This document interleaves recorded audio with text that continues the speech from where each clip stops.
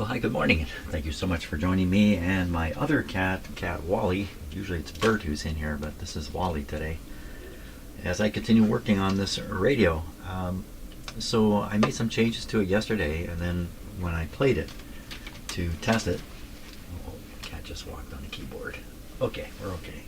When I tested the radio, it had a new problem, and that sounded to me like something that's called intermodulation distortion. And what that is some additional signal, in this case 60 cycle hum, is modulating the RF signal passing through the earlier stages of the radio. And then that modulation gets demodulated in the detector and comes out as a hum. But it has an unusual characteristic to it, or maybe not unusual, but a characteristic to it that can be easily recognized. And I'm pretty sure that's what I was hearing there. What are you doing, cat? And there he goes. So after the last video was done and I was preparing it and doing whatnot, I got a little curious about the radio and started looking more closely at it. In particular, the work I had done on it. And I discovered the capacitor I installed earlier that I did not solder one lead. Now I actually think probably the lead was making contact, and soldered or not, it's probably working just fine. But I'm going to solder that and just see if that is by some chance the reason why the intermodulation distortion developed.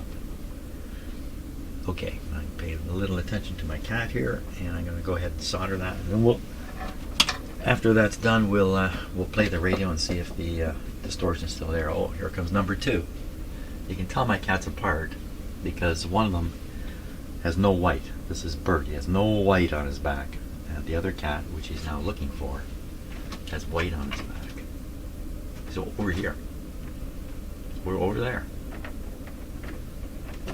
Coming out here. This is crazy. Guys, look. So they've been playing together all morning. What if I throw this down the hall here? You guys go get it? Makes funny sound. Here you go. One gone. Come on, go 2. No, don't sit down. There he goes. Couldn't stand it. I gotta go see what's happening. There we go. Off to a good start. Okay, well, now they're not here. I can do this. So I don't remember, but I probably did, I probably thought I soldered this connection, and I guess I didn't double check it. Here's what I need here. It may even be tack soldered a little bit somewhere on there.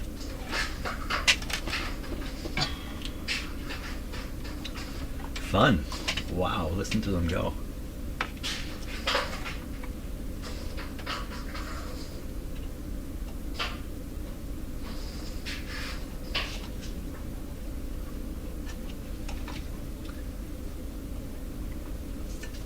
Hard to get the soldering iron in there.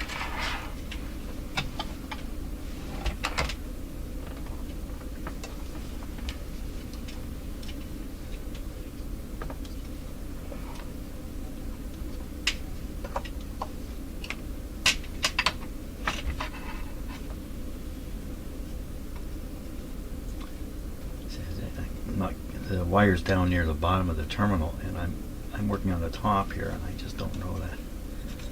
Oh yeah, I can get some solder down there.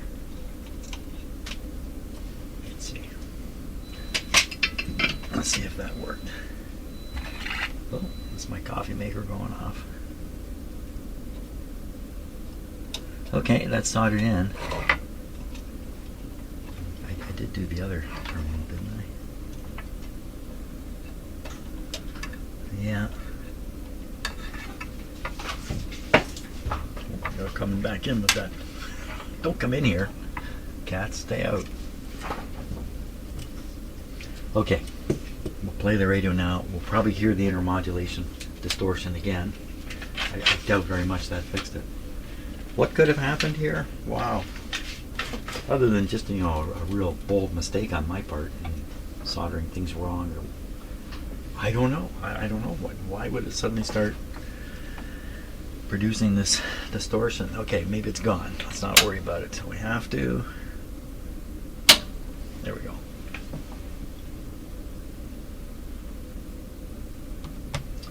Today I have to put these snow tires on my car, my SUV, because tomorrow the snow is falling.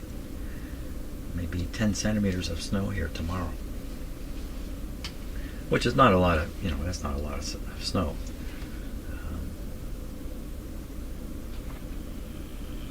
This takes a long time to get going.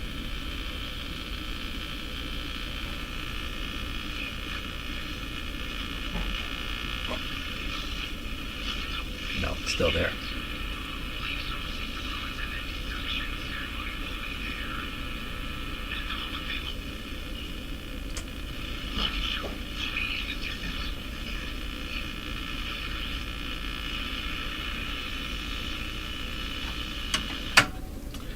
Well, I really don't know what happened. So I'll study the work I did yesterday here and just see if I didn't do something really stupid. Maybe there's a short in there I haven't spotted, or something else going on.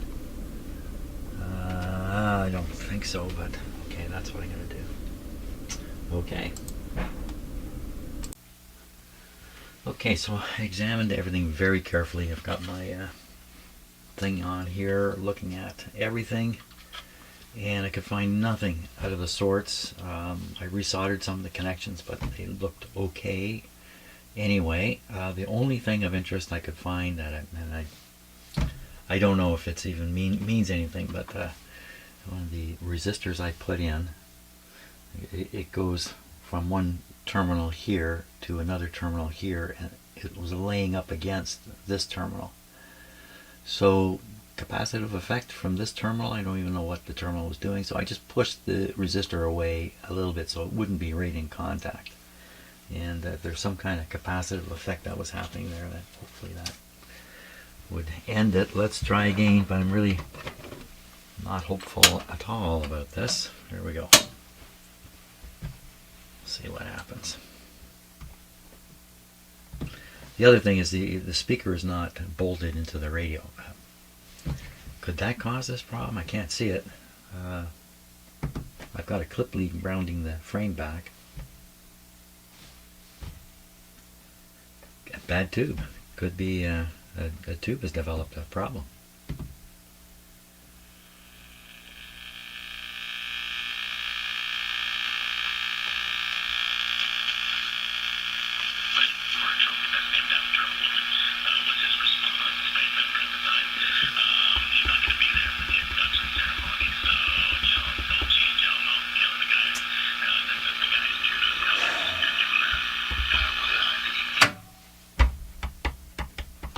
You know, logically, it has to be something I've done, because it was working. This wasn't happening before. I've done things, and now it's happening. I only noticed it after doing the work up here. The only thing I did that was different here, in replacing parts, that would make a difference, is I changed a 30 ohm resistor to a 10 ohm resistor. You know, that's a third. Caused this kind of, I can't imagine it. I cannot imagine how that happens. Well, maybe I've got to clear the tubes again, and there's only a couple that can be that could be causing this. You know, it's possible. I'll have to do that. I'll have to test a few tubes again. Let's take a look at what ChatGPT has to say about this. So here's what I asked it. I'm working on an antique tube 5 tube AM radio, and I have replaced a few parts in the local oscillator circuit. Now the radio is suffering from intermodulation hum. I cannot find any cause. What should I consider? Here's its answer. Intermodulation hum after local oscillator repairs often points to power supply ripple coupling into the oscillator or mixer stage. Check grounding, shielding, and B+ filtering carefully. Here are some targeted areas to investigate based on your symptoms and recent work. B plus ripple coupled into the oscillator. Even small amounts of ripple on the B plus line feeding the oscillator can modulate the local oscillator signal, causing hum to appear as intermodulation. Try adding a small value bypass capacitor directly from the oscillator plate or screen supply to chassis ground. If the local oscillator is fed from a dropping resistor, check whether the decoupling capacitor, often 10 to 22 microfarads, that's a large capacitor, is leaky or insufficient. I don't understand this. I'd have to read these a few times to understand what they're really talking about here. Grounding and lead dress. Poor grounding or long leads in an oscillator circuit can make it susceptible to hum pickup. Ensure the oscillator coil return is grounded at a single clean point. Keep grid and cathode leads short and away from heater wiring or B plus lines. Heater to cathode leakage. A leaky or partially shorted heater to cathode path in a converter tube, usually a 12BE6 to 12BE6, can inject 60 Hz hum. This is what I suspected. Try substituting converter tube with a no one. That's what I was thinking of doing, because I don't think you can't necessarily test for this. I don't think. I mean, I can try it in my tube tester, but I'm not sure it would spot this properly. It depends, I guess, on the degree of the leak. Shielding and layout. If you replaced or disturbed any shielded components like an oscillator coil can or tube shields, reinstall them. Missing shields can allow hum fields to couple into sensitive circuits. Component substitution effects. If you replaced mica or ceramic caps with modern film types, check for unintended inductance or lead length issues. Some film caps are physically large and can introduce layout problems. No, that's not what happened. Listen to the LO directly. Use a nearby radio to this is a great idea. I like this one. Use a nearby radio to monitor the LO signal, and if you hear the 60 Hz modulation or warble, that confirms hum is riding on the oscillator. I like that idea. Experimental fixes. Holy, look at this. So, wow, you know what? I've got a good quality engineer standing right beside me here. Sorry, you're also in here with me too, but I don't know who you are, but I know I'm getting to know who this guy is. Mr. ChatGPT. This thing gets better and better. I mean, this is a really excellent answer. Better than any answer I could deliver. All laid out in writing. Beautiful. Just beautiful. I wonder if it's true.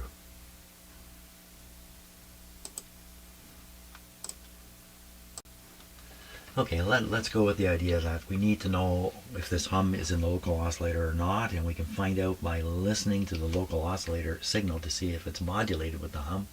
And we can do that with my SDR radio and just this, I'm pretty sure this little, just like that, and bingo, we'll be able to pick it up and hear it. Okay, let's do that. Okay, let's turn on the radio again. We'll put this, well, to start, we'll keep it away. We'll keep it away. Let this guy warm up.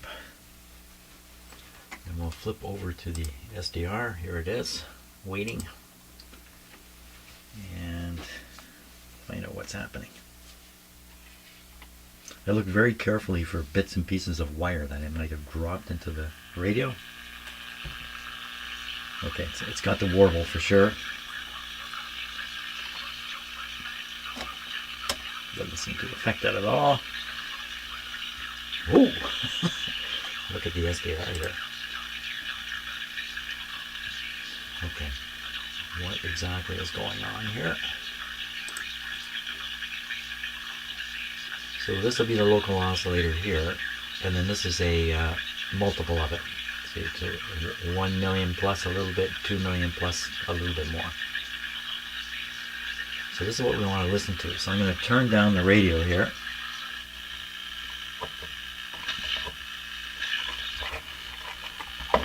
Oh my gosh, that is turned down. How are we going to avoid hearing it? Can I block the speakers? Something. I don't know. It's a little bit. Oh, that's right. You're going to hear it. You know what? I know what I can do. If I turn off the microphones, all you're going to hear is the radio here. So, let's see about that. We'll put this here. Okay, we'll turn off the microphones here.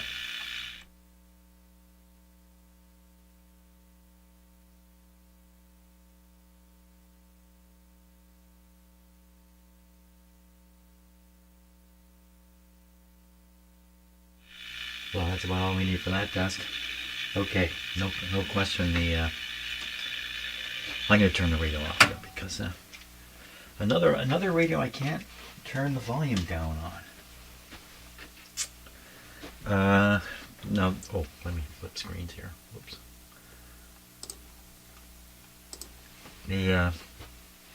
I've had a lot of other radios like this where you turn the volume to 0 and you still hear them.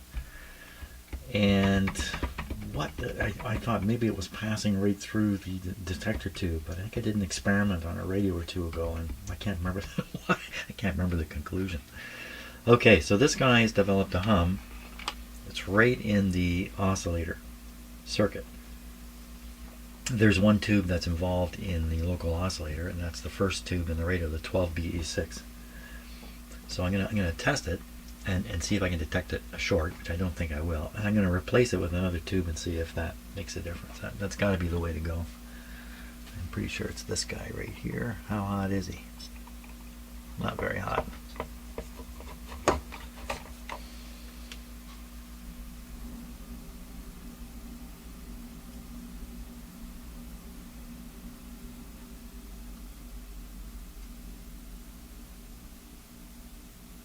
There it is, 12BE6. Very hard to see, but 12BE6. Okay, so I will get the tube tester roaring here. We'll give this tube a test, and we'll put in a replacement and do other stuff. Okay, let's give them a test here. 12BE6, just double checking. Okay, 13 volts, 4 on the signal level, 8L. 51763, 51763, 3000, 3000, 41, and C. Yeah, we're good.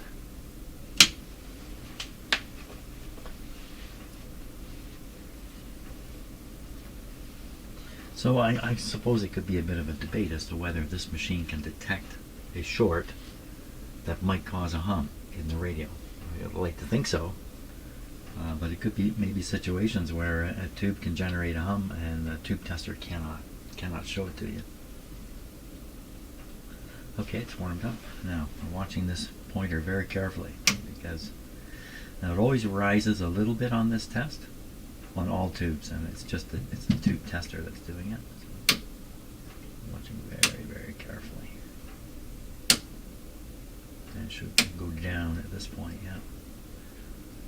A touch and then just right across. So there's no, so this is not indicating any sort of short. Since it's in there, we might as well complete the test.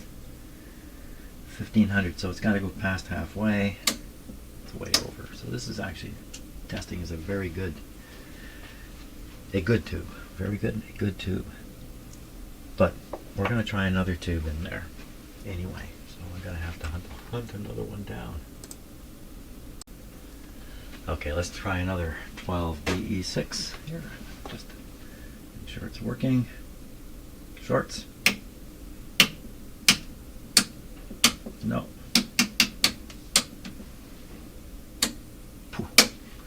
This is even better, according to the tube tester here. So we'll put this guy in and see if somehow this stops the problem. A little dark in here now. Yeah, the lighting's very different, isn't it? I'm looking on the camera there. It's quite pleasant, as opposed to my big overhead light that I normally have on. But the problem is, for my eyes, this is really dark in here. Be dark for anybody.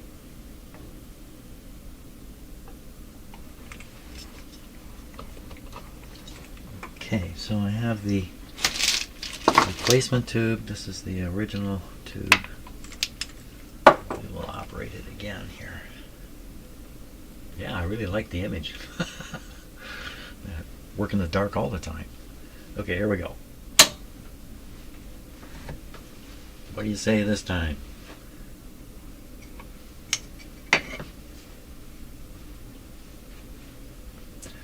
I give this a 1% chance of working.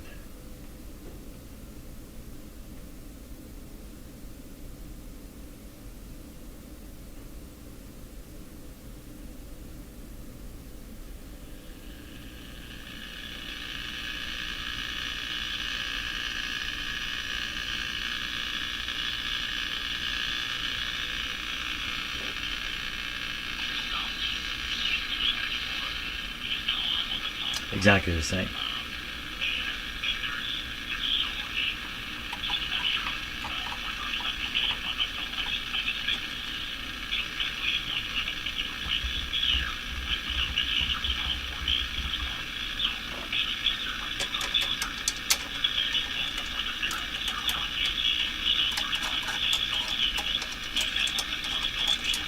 I give this a 0% of working. But you know, my ranking, it's just my guess. There's nothing happening here at all. What could have happened here?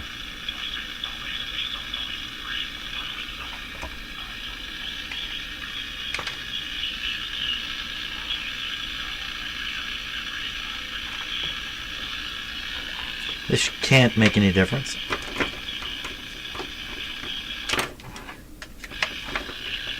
No. I'm really reaching. Well.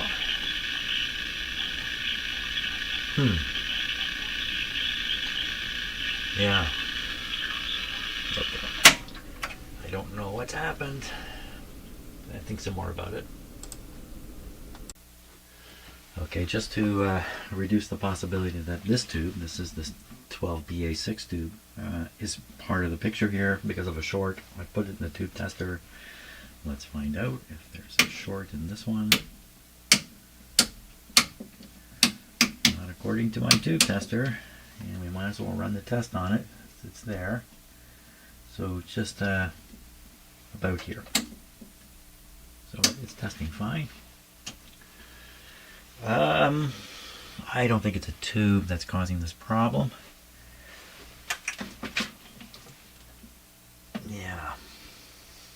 Boy, oh boy, oh boy. I mean, at this point, the only thing I can say is that has caused this problem is me. I don't even know what I did. What did I do that would cause this?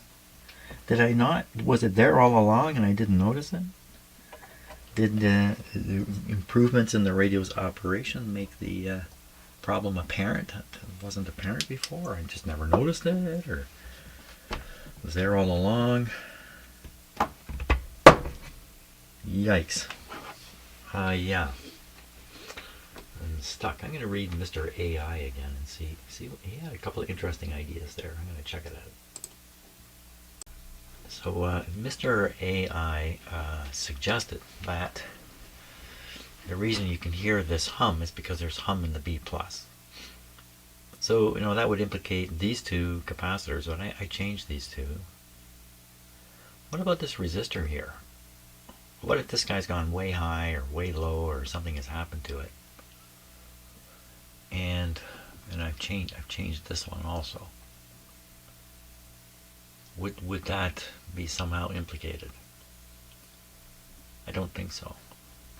I think this is here to enable I don't know why it's there. Don't even give a guess. Okay, let's look at the ripple level on the B+. We use the oscilloscope, and I can actually listen to it with my let's look at this resistor, and then we'll look at what's going on with this filter here. Okay, that sounds like a good idea. We're gonna what are we gonna do? We're gonna look at, man, Mr. Short-Term Memory. we are going to look at this resistor. Okay. It's 1200, and did it have a wattage? It did not give a wattage, did it? Not right there. So 1200 though. So 1200 would be brown, red. Brown, red, red. Wouldn't that be 1200? So where is a brown, red, red? And it would be probably near the filter capacitors. Well, that doesn't make sense. Everything is near everything in this radio. There it is. I think it's probably that guy right there. Oop. So, you know, like the power is switched off, but I like to unplug the radio, because then there's no chance of me shocking myself here in a dumb way. So this one is colored. Well, the colors are way off. I don't know what that is. Let's take a look.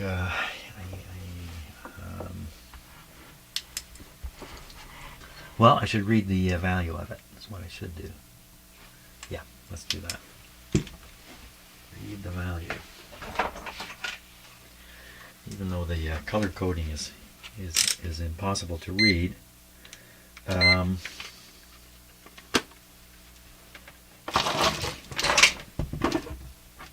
Let's see what it says here. Resistance. Futile.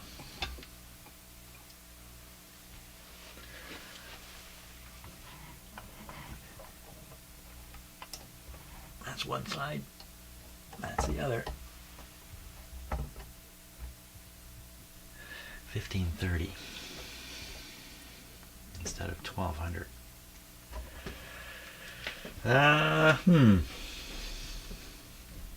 What would that do? Wouldn't that just make it even more filtering, but drop the B plus? The bigger that resistor, the more filtering you get. Gee, I don't know if that's really true. There's some ideal size. There's an ideal size based on degree of filtering and output voltage level. And 1200 would be the magic number for this radio. 1200 is fairly large for the resistor in that position, and then it's already gone up to 1500.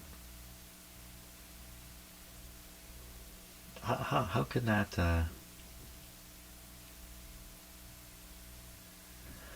Okay, next thing we're going to do is scope the power supply B plus and see what degree of ripple there is.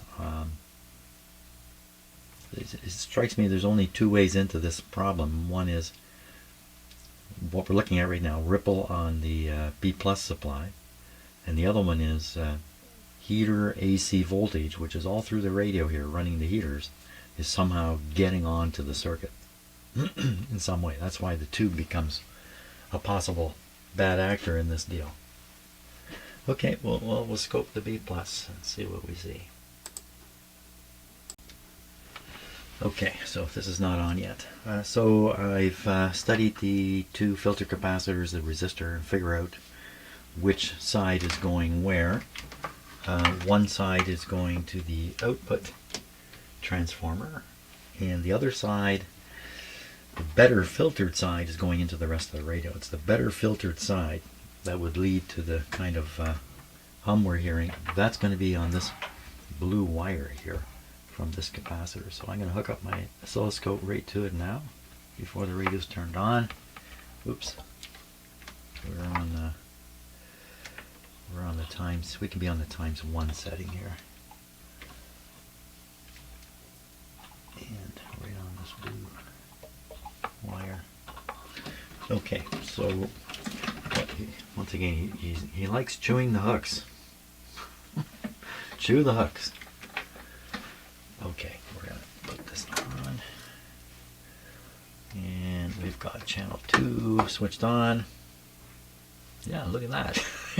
That's really, I didn't think you were going to study the oscilloscope like that, Bert.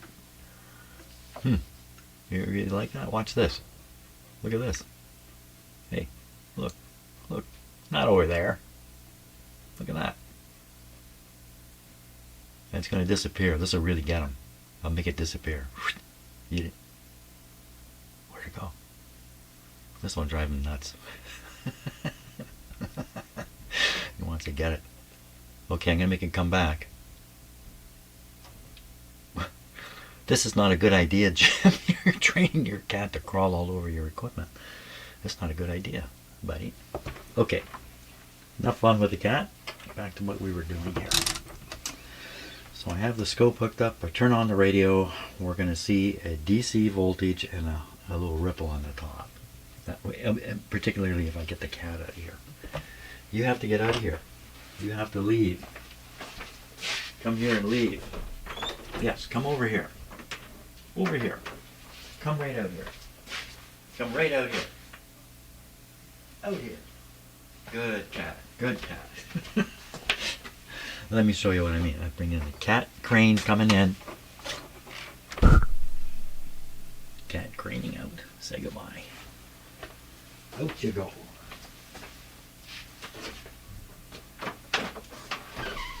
Okay, hopefully the rejection doesn't cause psychological damage to my cat. Okay, is everything working? Audio? Yes, everything is working. So we're ready now. Yeah. We are ready now. Let me take this helmet off here because okay, here we go. Right now. So hum right away. Hum right away. Why would that be?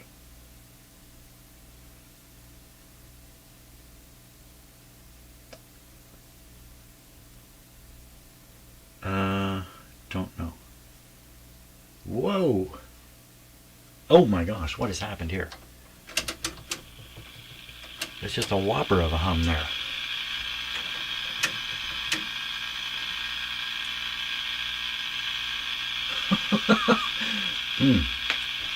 It's all hum. Something's not right about this. So I'm on AC, 0.5 volts per division. So that's a full volt and a half of hum on the output part of the filter. What happened?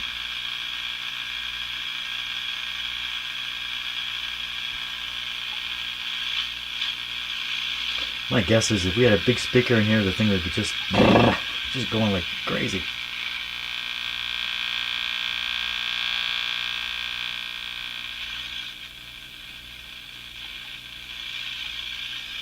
What's happened here that it would do this?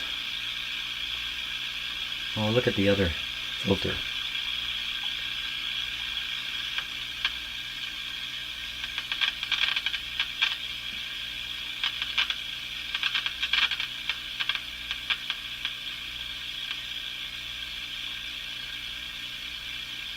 Oh! There's no filtering going on. How can there be no filtering going on?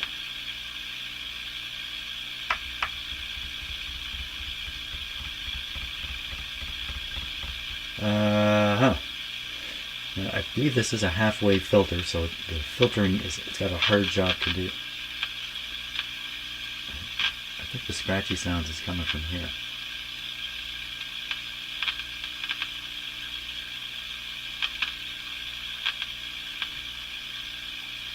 Yeah, it's coming from this. Very poor grounding connection in there. Well, turn it off because there's no help having it on at this point. How can this filter not be filtering? There's no the B plus the B minus connection is not made. There's a short pulling the voltage way down, but then the radio wouldn't work. Plus this resistor would get real hot. Is that resistor getting hot? I can check it from here. There's no heat.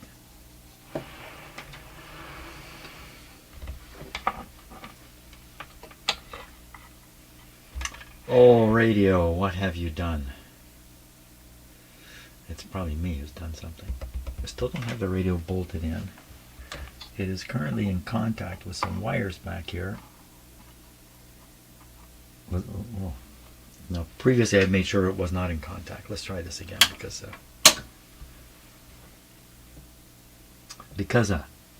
that's a good reason. I use that reason a lot. Because no,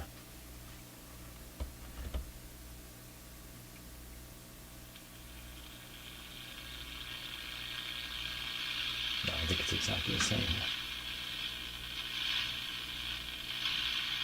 I'm not picking anything up.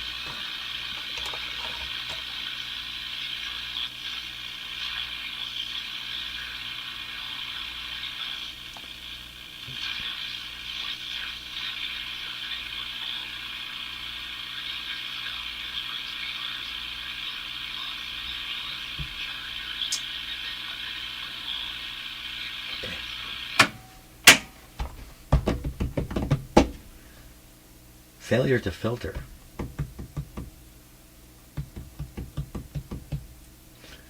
connected these capacitors to the same wires that were going to the other capacitor. Both of these are the same size, so which wire goes where doesn't really matter.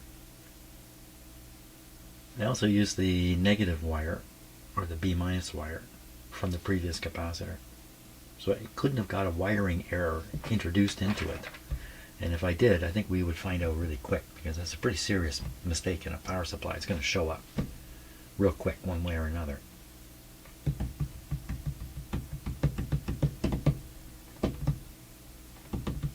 Heavy drain on the power supply, reducing its voltage. I never did measure its voltage. Put it back on.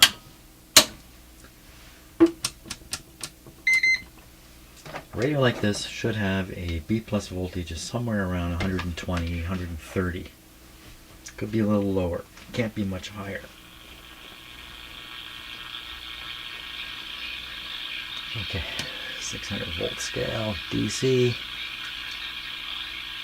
Now I'm going to pick the negative up over here where it's a little safer. So this is the highly filtered output. It's pretty weird. It said 45 there for a moment. 90. This is the less filtered but higher voltage here. 110. And we're supplying the radio with 105 volts. So that all looks good. Let's try reading the AC with this meter. I don't normally do this, but you can do this. You just read the ripple. If your meter is able to separate DC from AC, some of them won't.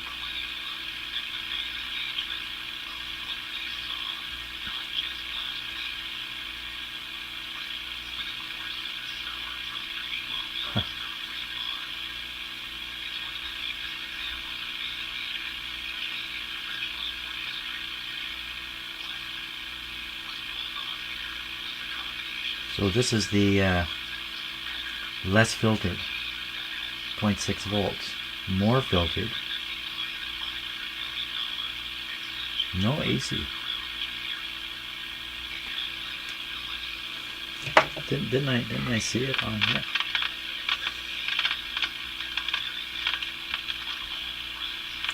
This is the more filtered.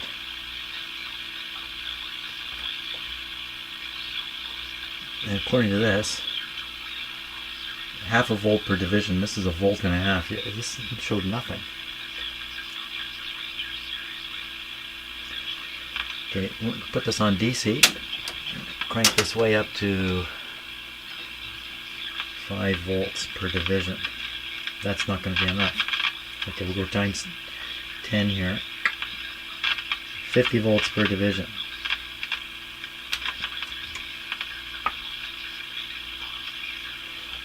So let me zero this.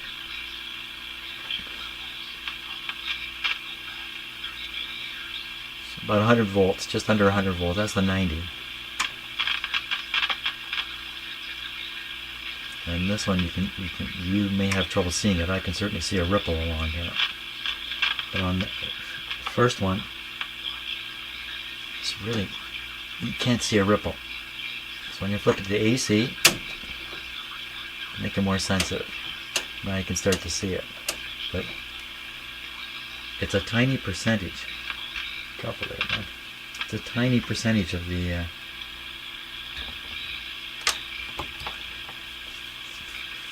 More tube trouble. How can you have more tube trouble? Could this could it happen within the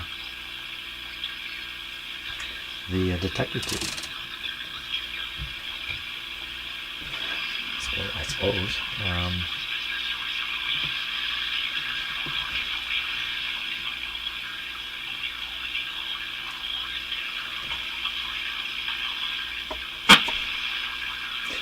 That's a detector tube. I was touching it. Oh, what's going on there? Oh. Okay. Okay. I just touched the detector tube. It has a sleeve on it, which is soldered to the chassis. A shield on it. Just touched it, and the rate of operation changed quite dramatically. That's got to be pin contact trouble. Okay, that's I like that idea. I really like that idea. I'm gonna let this cool off a bit. Oh my gosh, it's noon time. Time for lunch.